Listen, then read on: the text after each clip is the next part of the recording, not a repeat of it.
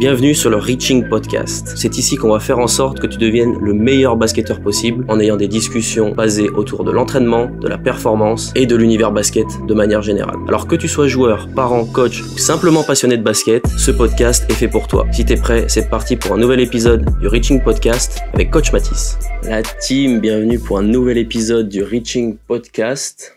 Comme d'habitude, j'ai regardé et les commentaires que vous mettez sous mes vidéos et les DM que j'ai pu recevoir sur les réseaux sociaux pour trouver le sujet de l'épisode d'aujourd'hui, qui est comment s'entraîner seul. En fait, comment structurer ses séances pour pouvoir tirer le maximum de ses propres séances et progresser plus vite que les autres, du coup, pour pouvoir atteindre ses objectifs basket. Pour ceux qui ne me connaissent pas, je m'appelle Coach Mathis, je suis entraîneur de basket diplômé en France, aux États-Unis. J'ai pu coacher dans centre de formation, j'ai pu coacher en NM3, j'ai pu coacher dans différents niveaux jeunes. J'ai aussi avec moi l'expérience d'entraîner des joueurs de basket professionnels les étés. On fait beaucoup de travail individuel et comme de par hasard, c'est un petit peu le sujet d'aujourd'hui, le travail individuel. Et pour ceux qui savent, bien sûr, j'ai le programme Game On qui est un programme de basket et le programme Ball In Strong qui est un programme de musculation. Plus d'infos en description, on en parlera peut-être un petit peu plus tard dans l'épisode de mes différents programmes. Bref, pourquoi est-ce que c'est important de travailler seul, de profiter de temps pour soi pour pouvoir progresser au basket? J'ai envie de répondre à cette question sous plusieurs angles possibles. La première, c'est que on a toutes et tous du temps pour pouvoir travailler en plus de ces entraînements de club, quel que soit votre emploi du temps. Si vous n'arrivez pas à dégager du temps, moi j'appelle ça personnellement des excuses pour pouvoir ne pas travailler. C'est beaucoup plus facile de trouver des excuses que de bosser, mais il y a des petites choses à faire pour pouvoir trouver du temps et pouvoir travailler seul ses skills pour pouvoir progresser. La première façon qui me paraît être la plus simple, certains d'entre vous habitent dans des grandes métropoles, donc ils peuvent aller payer une après-midi dans un gymnase de basket pour pouvoir jouer. Je donne pas le nom de la marque, mais vous voyez de quel genre d'entreprise je parle. Vous payez l'après-midi, vous avez un ballon et puis vous pouvez jouer sur un super parquet avec des paniers de bonne qualité et vous allez pouvoir sur 2 heures, 1h30, peut-être 1 heure, s'entraîner tout seul et pouvoir essayer d'améliorer son aspect un peu technique pour pouvoir être meilleur. Ensuite, il y a une autre famille qui est plutôt dehors, donc sur les playgrounds, au city à côté de chez soi, ou si vous avez un jardin, peut-être vous avez un panier de basket dans votre jardin, et ça suffit largement pour pouvoir progresser, même plusieurs fois par semaine, si vous avez un panier à la bonne hauteur, un ballon et un minimum d'espace, tout est possible. Ça c'est la deuxième famille, et la troisième famille, c'est celle qui pour moi est la plus importante, c'est avant ou après vos entraînements. Voilà. Souvent dans les clubs, quand on est le premier entraînement de la soirée, je sais pas, admettons 18h, peut-être qu'à 17h30 il y a personne sur le terrain avant et qu'on peut peut-être venir plus tôt et mettre ses baskets et puis s'entraîner tout seul en attendant que les copains arrivent et puis que l'entraînement démarre. Ou alors, à la fin d'un entraînement, admettons que le gymnase ferme à 22h, vous finissez à 21h30, est-ce que ça vaudrait pas le coup de faire 21h, de 21h à 21h55, et votre douche, vous la prendrez chez vous, il n'y a pas de souci, mais au moins, voilà, ces petites 10 minutes ici, ces petites 20 minutes, 30 minutes par là, au cumulé, ça fait énormément de basket en plus. Prenons l'exemple, vous entraînez 3 fois par semaine, vous venez à chaque fois une demi-heure plus tôt, donc vous entraînez une demi-heure de plus que tout le monde, 3 fois, ça fait 1 heure. Donc, au lieu de s'entraîner 3 fois par semaine, au cumulé, c'est comme si vous étiez entraîné 4 fois par semaine. Donc, vous avez un entraînement de plus par semaine que les personnes de votre équipe, que les personnes, que vos concurrents qui, eux, dans les autres clubs, s'entraînent peut-être 2 ou 3 fois par semaine. Et ça, c'est du temps qu'il faut savoir capitaliser là-dessus pour pouvoir être largement meilleur. Je tiens à mettre aussi un point d'exclamation sur une chose, c'est que en fait, faire ces choses-là, admettons que vous le faites, vous tenez la régularité, etc., mais vous travaillez pas avec les bons exercices, avec la bonne méthodologie, etc., qui est quelque chose auquel on parlera un tout petit peu plus tard dans l'épisode. Mais voilà, vous y passez du temps, mais vous sentez que vous progressez pas, peut-être que voilà, vous faites les choses de la mauvaise façon, peu importe. Ça a quand même son importance. Je vais vous donner une petite histoire qui est vraie. Quand j'avais 15 ans, je devais être en U18. Ouais, c'est ça. En U18, ça s'appelait cadet à l'époque. On avait entraînement, je crois, qui finissait à 20h de mémoire. Finissait à 20h et après, c'était les seniors, garçons ou filles, peu importe, qui s'entraînaient après. Donc moi, je faisais mon entraînement, je pouvais malheureusement pas venir plus tôt, mais je pouvais quand même arriver à trouver un moyen pour rester un petit peu à la fin. J'avais réussi à négocier avec mes parents pour qu'ils viennent me chercher 3/4 d'heure après. Voilà, donc dès que l'entraînement se terminait, j'allais boire un coup, je faisais ce que j'avais à faire, j'attendais que tout le monde s'en aille, et pendant que les seniors s'entraînaient, moi j'allais sur le petit panier qui était juste à côté du terrain, où il y avait suffisamment d'espace. Alors j'avais la chance d'avoir une salle qui avait un petit panier sur le côté et un grand espace pour pouvoir s'entraîner. Et je passais 3/4 d'heure tous les jours. On s'entraînait 3 fois par semaine avec les U18 et je m'entraînais aussi avec les seniors 2 fois par semaine. Donc en fait j'étais tous les soirs à la salle et tous les soirs je faisais de la répétition, je faisais des entraînements. Et vous savez quoi, j'ai pas progressé des masses en faisant tout ça. Mais ça m'a apporté quelque chose. Un jour, l'entraîneur des seniors qui était juste après est venu me voir et m'a dit c'est pas mal ce que tu fais, tu devrais faire comme ça. Donc il est venu me donner des conseils pour pouvoir faire, je sais plus, je crois que c'était, il me disait que je faisais des marchés ou des choses comme ça sur les départs, ce qui est possible. Et donc il m'a donné 3 exercices à faire et puis ensuite il me laissait faire les choses un petit peu comme je voulais. Alors j'avais une chose, c'est que j'arrêtais de dribbler quand il parlait. En fait je voulais pas déranger, je voulais pas qu'il me mette dehors. Donc dès que je crois que c'était des seniors filles, hein, dès qu'elles dribblaient, dès qu'elles faisaient leurs exercices, dès que ça jouait, je pouvais faire mon entraînement. Et dès qu'il arrêtait le jeu ou qu'il faisait une pause, j'arrêtais mon ballon, je regardais ou pas, j'allais boire un coup, mais je faisais pas de bruit du tout. Je faisais en sorte aussi que la balle aille pas sur le terrain pour vraiment être sûr qu'il me laisse faire ça et que je le dérange le moins possible. Donc comme je vous l'ai dit, il est venu me donner des conseils et puis en fait, ça s'est su dans le club que je faisais ça tout le temps. Les coachs salariés du club étaient au courant, les présidents du club étaient au courant.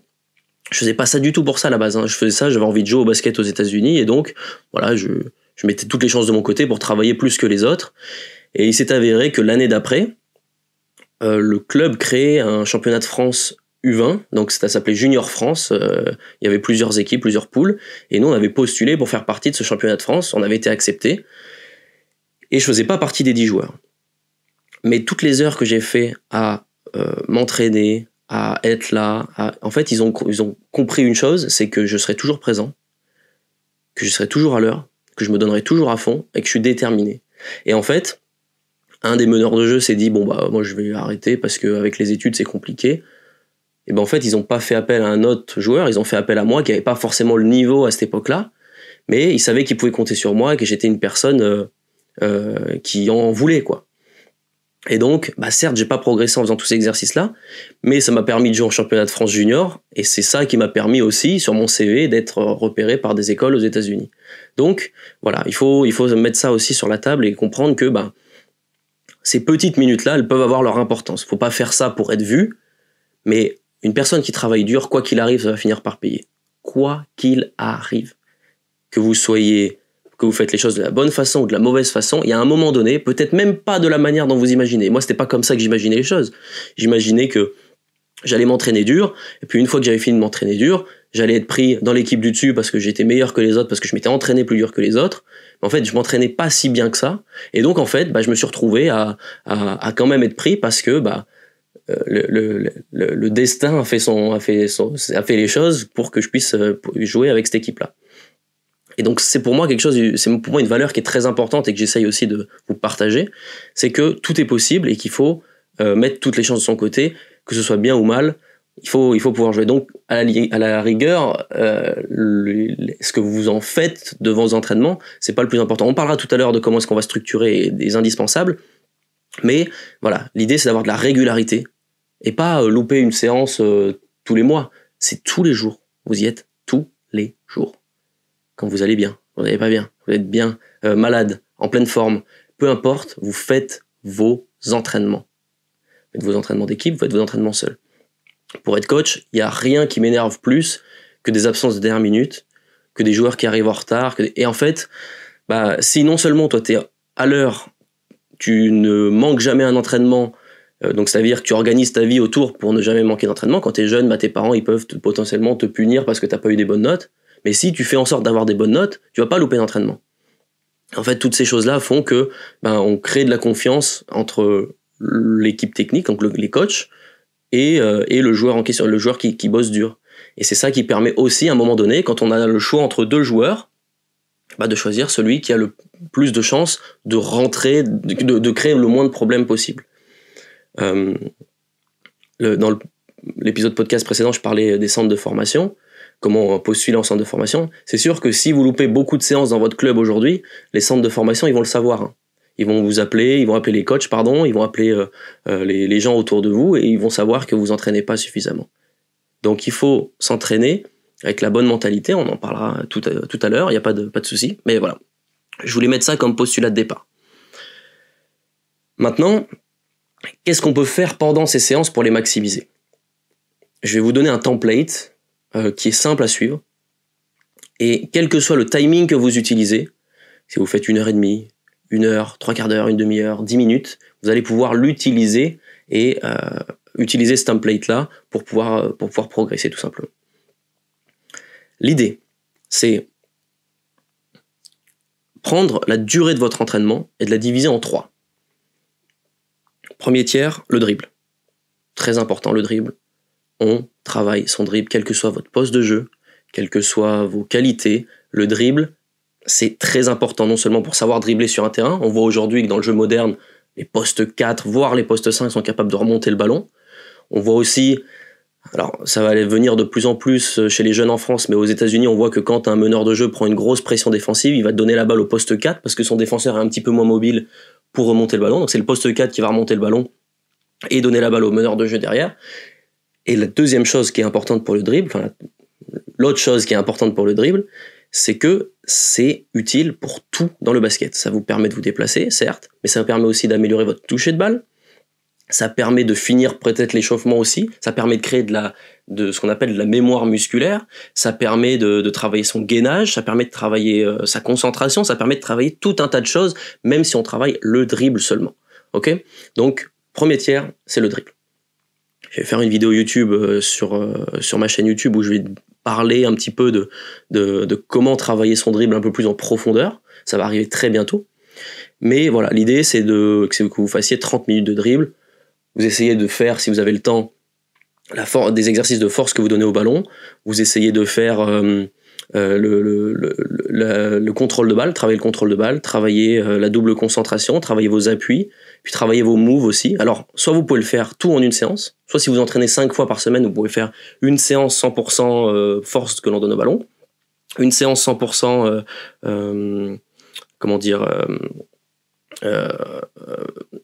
contrôle de balle, etc., etc., etc. Ça peut être intéressant. Il existe plein de vidéos YouTube, j'en ai fait 2, de routines de dribble que vous pouvez faire tous les jours, qui durent moins de 10 minutes, vous pouvez même rajouter du temps, donc c'est par petit timing, vous pouvez rajouter du temps à chaque fois pour que ça puisse durer le temps de la partie que vous voulez faire sur le dribble, mais ça c'est trouvable sur Internet. Et en plus de ça, dans les séances que je vous donne sur ma chaîne YouTube, il y a bien entendu, on travaille chaque aspect, on essaie de travailler le mieux possible chaque aspect pour pouvoir améliorer son dribble, et vous avez été nombreux à me signifier les bienfaits qu'avait ces vidéos YouTube une fois que vous les avez fait en tant que routine de dribble. Ça c'est la première chose, le premier tiers. Deuxième tiers, vous allez travailler vos points forts et ou ce que vous allez faire en match.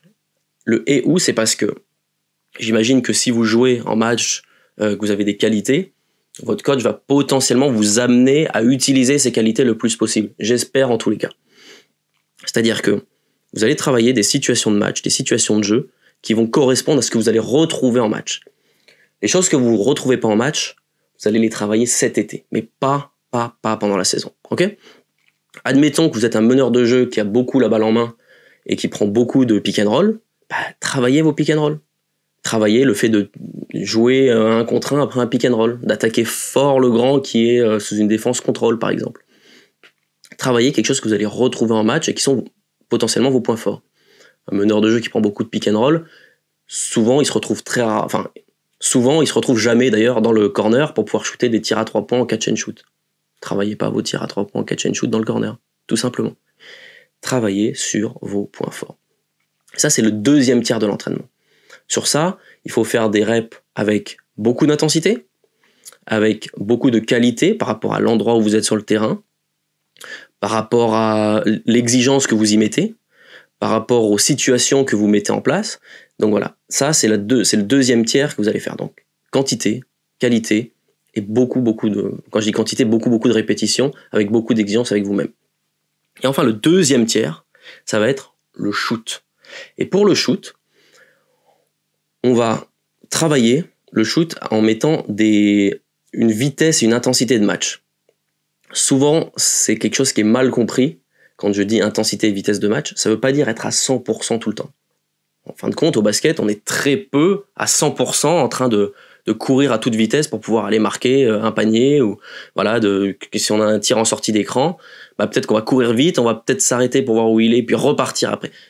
On n'est quasiment jamais en full sprint, en full intensité, mais on a un certain niveau d'intensité qui doit être respecté. Donc ça veut dire des fois il va falloir être à 100%, des fois il va falloir être à 50%, on descend jamais en dessous des 50%, mais voilà, travailler avec l'intensité et le rythme d'un match.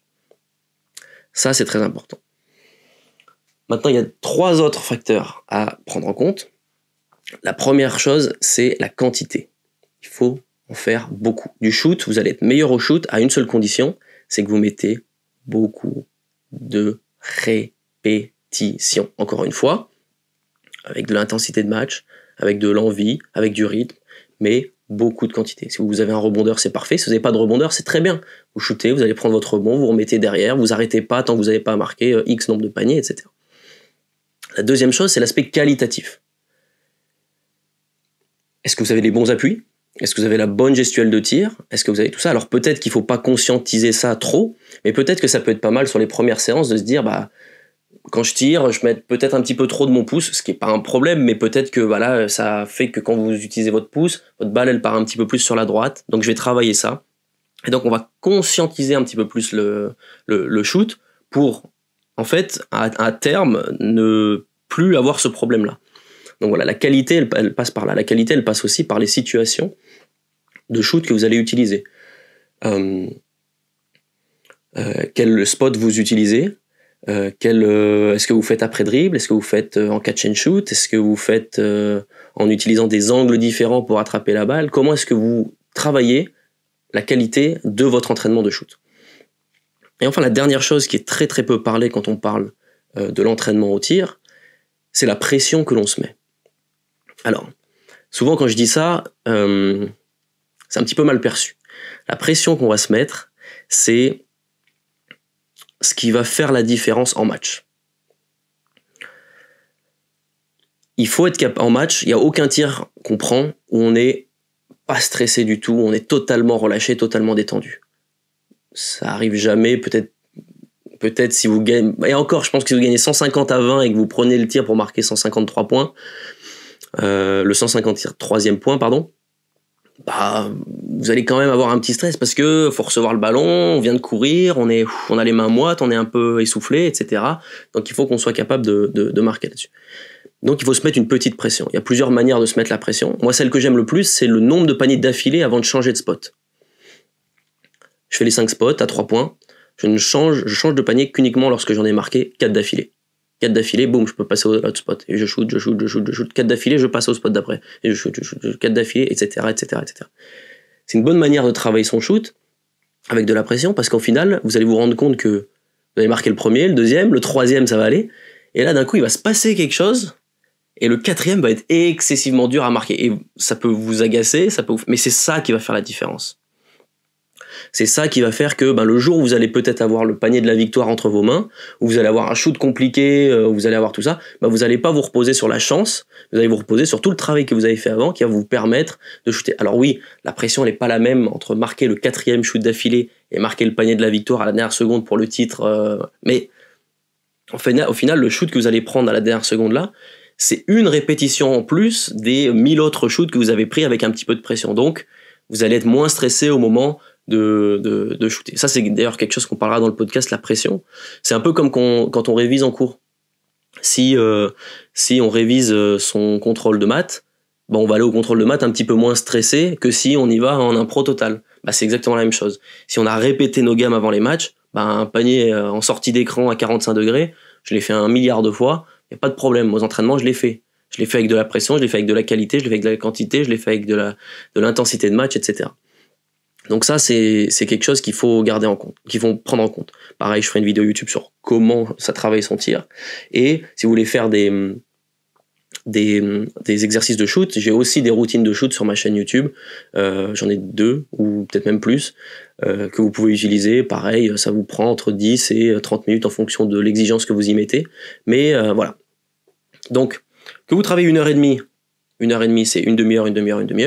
Que vous travaillez 1 heure, donc c'est 20 minutes, 45 minutes, un quart d'heure, etc. Maintenant, vous allez me dire, oui, mais des fois, moi, j'ai pas un panier avant mon entraînement, j'ai que le terrain, etc. Bon, et en ces cas-là, on va travailler que le dribble, et par contre, on va mettre le paquet sur le dribble. Peut-être que, je sais pas, on peut trouver n'importe quelle excuse, mais on peut aussi arriver à trouver une solution pour pallier à ce problème-là. Ça m'est arrivé un paquet de fois, quand j'étais un peu plus jeune et que je savais que potentiellement Spire Academy, si j'avais mon bac et si j'étais suffisamment bon, allait me signer, d'aller au playground à côté de chez moi à 6h du matin pour pouvoir shooter, faire mes gammes, etc., faire du dribble, du shoot, tout ça. Ça m'est arrivé j'avais une cour chez moi où j'avais un panier de basket, alors j'avais très peu de place, mais je peux vous dire que le seul spot qui était à 3 points dans ma cour, parce que c'était peu importe, le seul spot qui était à 3 points, je marquais tous les paniers possibles et inimaginables quand j'étais en match, parce que je l'avais tellement saigné ce coin-là que voilà, on peut toujours trouver une façon de travailler au basket. Et c'est un peu le message que j'essaie de faire passer à travers cet épisode. Maintenant, il y a 4 choses que j'aimerais qu'on garde en tête lorsque l'on s'entraîne, 4 petits détails, on va dire, qu'il faut qu'on garde en tête lorsque l'on s'entraîne individuellement. La première chose, je l'ai dit tout à l'heure, c'est que les exercices n'ont pas tant d'importance que ça. Ce qui compte, c'est de passer à l'action, c'est de bouger, et c'est de faire de la répétition avec de la qualité. Et si vous n'êtes pas à l'aise avec l'idée de trouver des exercices sympas et qui correspondent un peu à ce que vous voulez faire, priorisez la simplicité. Vous voulez travailler votre dribble, vous ne connaissez pas d'exercice de dribble, même si vous êtes abonné à ma chaîne YouTube, vous mettez un plot et vous faites des crosses. Boum, cross, j'avance, je me retourne, je reviens vers le plot, cross, ou alors je mets plusieurs cônes d'affilée. Allez sur de la simplicité. Okay, le shoot, allez sur de la simplicité. Faites des spots, des shoots, shootez sur différents spots, mais mettez, voilà ce qu'on a dit tout à l'heure, de l'intensité, de l'agressivité, de l'envie, un petit peu de challenge, etc. Si vous n'êtes pas sûr de ce que vous voulez faire, mettez tout simplement à faire des choses, mettez-vous tout simplement à faire des choses simples. C'est pas plus compliqué que ça. Donc, les exercices que vous allez faire, c'est pas ça qui est le plus important. Faut pas que ça puisse vous bloquer. Faites des choses simples, si vous n'êtes pas confiant, mais faites quelque chose. La deuxième chose, c'est les lancers francs. Il y a 2 façons de faire les lancers francs. Quand je m'entraînais à l'époque, à la fin de chaque demi-heure, à la fin de chaque bloc, je pouvais être capable de faire 10 lancers francs, aller boire, passer au bloc suivant. 10 lancers francs marqués, bien sûr. Aujourd'hui, avec mes joueurs pros que j'ai les étés, je fais quelque chose de différent. Une fois que le bloc est terminé, je fais 2 lancers francs switch d'affilée avant d'aller boire un coup.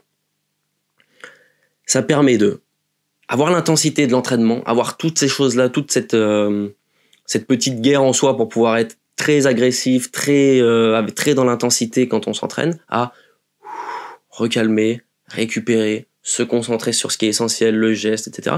Et ça, c'est quelque chose qu'on va retrouver en match 1 lorsqu'on va shooter le lancer franc. Parce que si vous agressez le cercle, qu'on vous fait une grosse faute, et que vous allez au lancer franc en étant comme ça, là, en ayant la rage, vous n'allez pas les marquer les lancers francs, ou alors ça va vraiment diminuer votre tir. Non, je me calme, boum, 1 dribble, 2 dribbles, mon rituel, 3 dribbles, je descends, je tire, je me recalme ici. Et le fait de chercher 2 switches d'affilée, vous allez voir que vous allez marquer beaucoup plus de lancers francs, parce que vous cherchez pas seulement à marquer le lancer franc, vous cherchez à marquer le lancer franc en switch. Donc, vous pouvez faire ça, c'est-à-dire à la fin de chaque petite partie, vous mettez 2 lancers francs en switch et vous passez à la partie d'après. Si vous êtes vraiment bon au lancer franc et que vous voulez travailler ça encore plus, à la fin de chaque exercice de dribble, 2 lancers francs en switch, à la fin de chaque exercice de shoot, à la fin de chaque situation de match. Donc au final, ça vous fera plusieurs créneaux, vous allez pouvoir travailler vos lancers francs, toujours en vous mettant un petit peu de pression, et ça peut être quelque chose d'intéressant. La troisième chose, ce sont les étirements dynamiques. Sur 1h30, il faut bien passer 5 bonnes minutes à s'échauffer correctement et à faire des étirements dynamiques. Alors vous allez faire du dribble après l'étirement dynamique, donc vous allez finir l'échauffement entre guillemets en faisant du dribble. L'étirement dynamique peut, on va dire, manger un tout petit peu de temps que vous allez faire sur le dribble. Mais vous pouvez faire les étirements dynamiques, donc c'est-à-dire aller jusqu'au milieu de terrain et revenir en vous étirant les mollets, en vous étirant le quadriceps, etc. Vous pouvez faire ça aussi avec le ballon. Je pense que je ferai une vidéo YouTube là-dessus également. Enfin, elle est sur ma liste en tous les cas, où je vais vous montrer des exercices